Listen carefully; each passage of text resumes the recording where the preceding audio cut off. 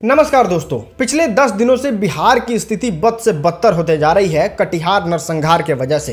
पप्पू यादव वहां पे पहुंचते हैं पीड़ित परिवार से मिलने और यहां पे इस बात की घोषणा करते हैं कि जो भी मोहन ठाकुर को मार के लाएगा या फिर जो भी सरकार उसको मार देगी, उस सरकार को 2 लाख रुपए का इनाम पप्पू यादव के द्वारा दिया जाएगा और वो एक वार भी डिक्लेयर कर देते हैं वहां पे जाके। सरकार कार्रवाई नहीं होगा, या तो मरेंगे या तो मारेंगे, दो ही बात हो। चैलेंज है मेरे लिए, और जो गवर्नमेंट उसको मारेगी उसको 2 लाख इनाम देंगे। दोस्तों, अगर परिवार की बातों को माने तो भैंस चराने गए यादव परिवार के बच्चों को मोहन ठाकुर, जो भूमिहार जाति से आते हैं, उन्होंने गोली मार के हत्या कर दी और ये हत्या का नंबर 7 है। दोस्तों, यहाँ समझना बड़ा जरूरी है कि आखिर कौन है ये मोहन ठाकुर, क्यों मार दिया 7 यादव परिवार के बच्चों को, तेजस्वी यादव वहां पे क्यों नहीं पहुंचे, और सबसे मोस्ट इंपॉर्टेंट, यादव बनाम भूमिहार इसमें कैसे इतना बड़ा गेम हो गया, कौन सही कौन गलत, आज की इस वीडियो में आइए गहराई से एक एक करके समझते हैं।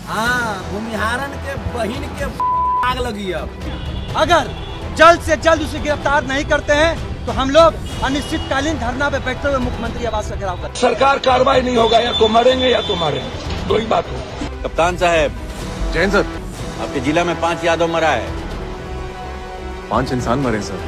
नहीं, 5 यादव मरे हैं, याद कर लीजिए।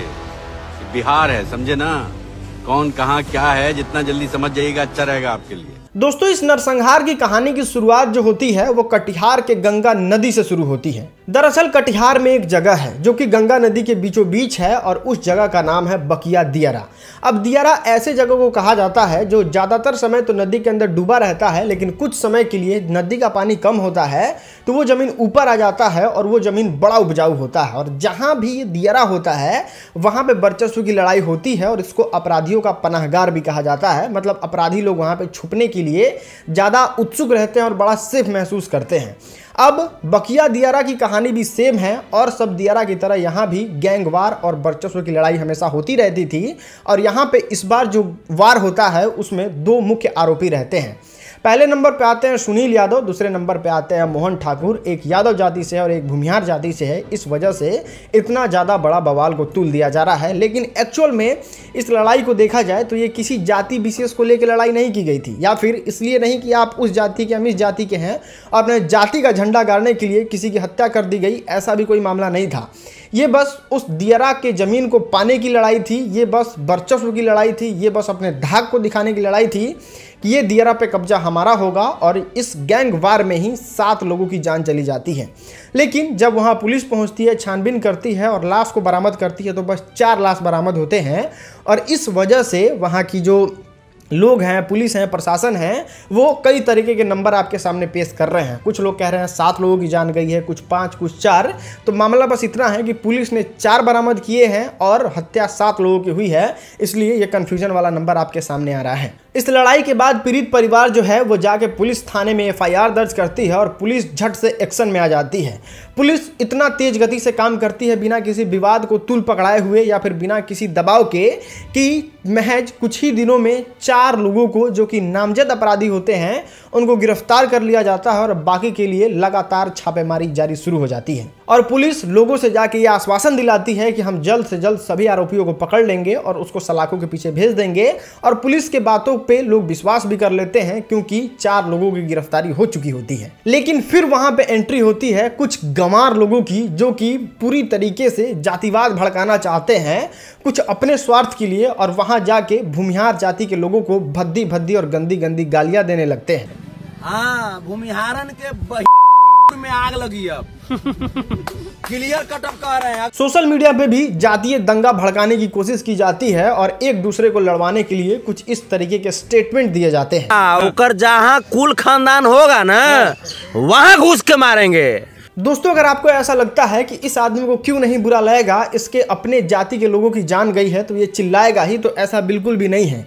ये बिना मतलब के सोशल मीडिया पे इस तरीके का ही स्टेटमेंट देते पहले भी पाया गया है, जिसमें राजपूत समाज के लोगों को कुछ इस प्रकार से कह रहा था। राजपूतों की अपनी माँ के साथ क्या संबंध रहा है, जाकर के अपने पुरखों से पूछ। जो अपनी माँ के साथ भी रिलेशन बनाने को तैयार हो जाता है। बताइए, उत्तर प्रदेश पुलिस ने इस बिहार में रहे व्यक्ति का क्या बिगाड़ लिया था, लेकिन उसके लिए भी कुछ इस तरीके से ये शब्दवाली का प्रयोग करता है। और ये उत्तर प्रदेश प्रशासन द्वारा हत्या किया गया है। तो किसी अपराधी को गिरफ्तार करने से पहले तो सबसे पहले इस इंसान को गिरफ्तार करना चाहिए जो आगे सोशल मीडिया पे जहर उगल रहा है और बिहार में जातीय दंगा भड़काने की कोशिश कर रहा है। दोस्तों, उसके बाद इस मामला से लेके एक और अफवाह फैलाया जा रहा है और उसमें बताया जा रहा है कि मोहन ठाकुर ने कुछ ऐसा स्टेटमेंट दिया है कि अभी 20 विकेट और गिरेगा। सबसे पहले तो उसका फैक्ट चेक करते हैं। ये जो बात है जो सोशल मीडिया पे घूम रही है कि 20 विकेट और गिरेगा, वो किसी फेसबुक यूजर जिसका नाम अमृतांशु है उसने अपने फेसबुक पे शेयर किया था, जिसका कोई सेंस नहीं बनता है। कोई भी फेसबुकिया आता है और उस पर कोई टिप्पणी कर देता है तो इसका कोई लॉजिक नहीं है। मोहन ठाकुर ने किसी तरीके से वीडियो वायरल नहीं किया था, ना इस तरीके से कोई स्टेटमेंट दिया था जिस पे आप विश्वास कर सकें।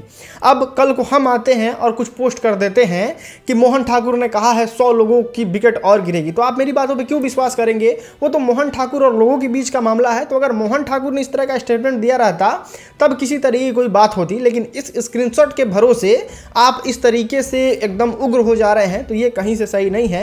ये बस एक पहलू है और ये बस एक कह सकते हैं कि फेसबुक पे वायरल पोस्ट है जिसका कोई मतलब ही नहीं है। अब एक सवाल इस चीज को लेके और बहुत ज्यादा सोशल मीडिया पे उठ रहा है कि इस जगह पे जाने के लिए तेजस्वी यादव के पास टाइम था, फुर्सत था और काफिलों के साथ पहुंच जाते हैं और 5 लाख का चेक दे आते हैं, लेकिन यादव परिवार से ऐसा क्या दुश्मनी है कि तेजस्वी यादव वहां नहीं पहुंच पाते हैं?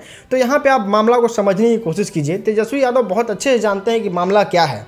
उन्होंने एसपी से बात किया होगा, पुलिस से बात किया होगा और वो मामले को पूरी तरीके से अपने संज्ञान में लेते हैं। इसलिए वो जाना उचित नहीं समझे कि गैंग वार में जाके किसी गैंग के परिवार को सहानुभूति देना, ये जंगल राज को बढ़ावा देना नहीं तो और क्या है। यहाँ पे आप समझिए कि यहाँ पे जाने का कारण ये था कि यहाँ पे एक परिवार उजड़ गया था, इसके परिवार में कोई नहीं था और ये नरसंहार था। लेकिन यहाँ पे एक गैंग वार में जाके किसी भी पार्टी का सपोर्ट करना ये कहीं से सही नहीं है और इस तरीके से जातीय दंगा भड़क सकता है। अगर तेजस्वी यादव बस यादव के नाम पे जाके किसी गैंग का सपोर्ट कर देते हैं तो फिर भूमिहार के भी तो बहुत सारे नेता हैं, अब वहाँ पे पहुँचने लगे तो बिहार का माहौल क्या होगा और किस दिशा में जाएगा बिहार, ये किसी से छुपा हुआ या फिर बचा हुआ नहीं है। दोस्तों, बिहार में रह रहे हर एक व्यक्ति को इस बात को समझना होगा कि अपराधी की कोई जाति नहीं होती।